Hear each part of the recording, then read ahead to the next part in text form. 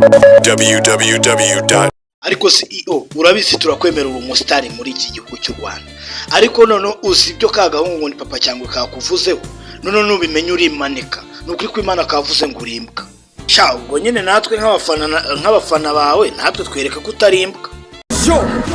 Umururu kirapana induru underground mugeze muzuru nama hamwe barya amaturu tarayi wihendutse kurusha umunyu iyo nyende baje bateruye barayishutse ubwo baragemuye binaze mu mazi yaseruye akabuno hasi cyazwa nze ngukebure kubita aba boss imbwa zikamoka ntagiti nahanura avoka diporome nirasohoka umuryango winjiye na gusohoka kavutura tera niduterwa izo disimura kirigita bariye ku mbuto zitaribwa bwira abakoshi babwire karimbwa gutubare bona nkwe tugira kubuna ninzazi kugurira. Shazi iyo aho ngana uramusebeje ubu koko nta nkweto agira zirase tubona ririmbana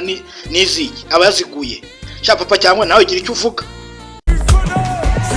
Nimva nkubwibye amatwi atumvisha nyereka nya trap cyangwa trapisha hey nanone aragarutse n'amateguye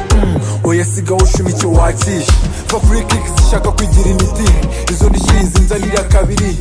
last time muri Togo twari muri show abana b'amabuno barimo barya amadara switch off ku matara mu nguni bakora ibara nanjye ni nyamabare rega sinahara banzane y'imibare mutore mu ruhame bagegeze sare kandi njyewe nduruka. Shazi iyo reka tureke gutukana urumva ko na papa cyangwa nta gahunda afite yo gutukana nawe urumva ko we yarari kukwibwirira ibihe byiza yagiriye muri shows iwe aho katujye kwa Bitikira. Shazi iyo warigenje Bitikira warakumaramo umwuka yavuze ko ngo boroze wamuriye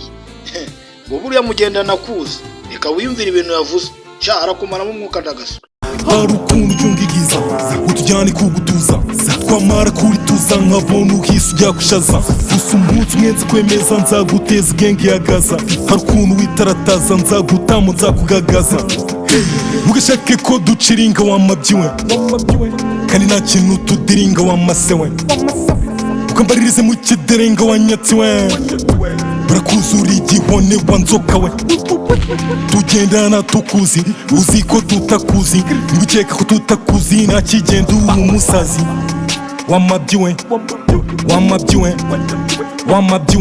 akwibuke wangagiwe. Shazi iyo nari umufana wawe kandi nawe urabizi pe ariko nimba ugezaho kurya boro za Bitikira uzi n'uburyo zamuvunnye yihirinze ku kamogike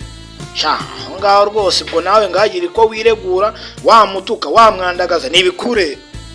First of all nago ngereranwa the second of all nago numvikana narababwiye gusa nimwumva niga reka nzemba ibyanyu mafaka kuzonyiga gushukwa n'izunuma aho watinye gusubiza ndakubisiza imbwa zabyara imisego wumva wandusha gusubiza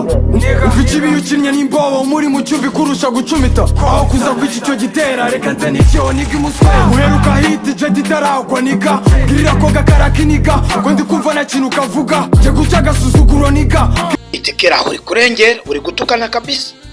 basi se nta kindi wamubwira gerageza umubwire je guca agasuzuguro niga kibi bicumita nyina niga banu barakwibagiwe niga twamwibagirwa gute se afite akarimbo k'Imana kana ukazi tukakumvisha banza ukumva yanguye mu gikombe cy'igicucu cy'urupfu Yesu ya mbere y'igituru nari mu nzira ijya mu bapfu ni wanyongereye ingufu Nekeka wiyumviye yuko Bitikira waracyahari rwose ahubwo wowe gira icyo umubwira ko tuvuga udasoje ngwino hano civilian tukode imihanda inyita street code rebana nyoko yanditseho code imbwa yose yabyise umwanda nije kuri gata nyina mu misozi nije kumuri gati uzakinisha umwana uturuka iryose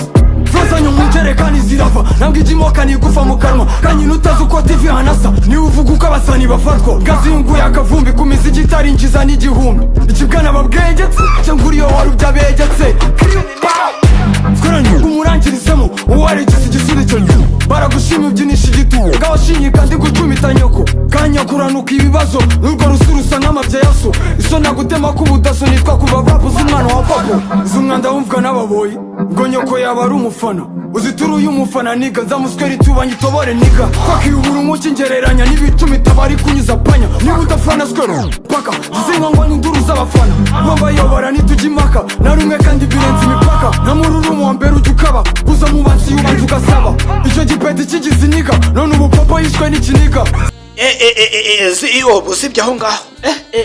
urarengereye kabisa sha gatoya tubigarukirije aha ngaha ndi kubona ibya bitoroshye wakomeza ugatukana.